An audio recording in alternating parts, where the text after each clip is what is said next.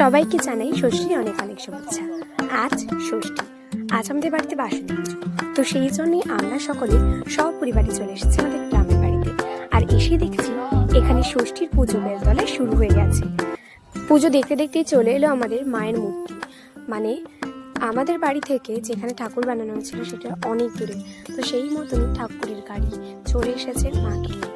এখন মাকে নামানোর পালা গাড়ি থেকে, আর নামিয়ে নিয়ে যাওয়ার পালা মণ্ডপে। তো সেই মতনই সবাই হাত লাগিয়ে ফেলেছে মণ্ডপে মাকে নিয়ে যাওয়ার জন্য। আস্তে আস্তে করে সমস্ত মূর্তিগুলো প্রথমে নামানো হচ্ছিল সরস্বতী দেবী আর কার্তিক ঠাকুরের মূর্তি, তারপরে নামানো হবে লক্ষ্মী আর গণেশ, তারপরে মা বাসন্তী। যাই হোক, এখন পালা ছিল লক্ষ্মী আর গণেশকে নামানো।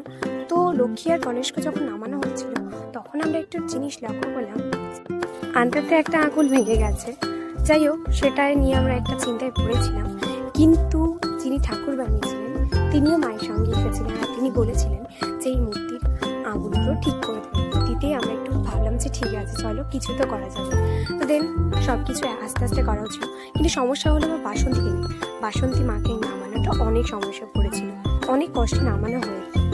অ্যান্ড রাত 2টো অবধি ঠাকুরের কাজ করে, এটাই হচ্ছে ঠাকুরের ফাইনাল লুক। তো কেমন লাগছে সবাই জানি। বাই বাই, দেখা হচ্ছে নেক্সট ব্লগে।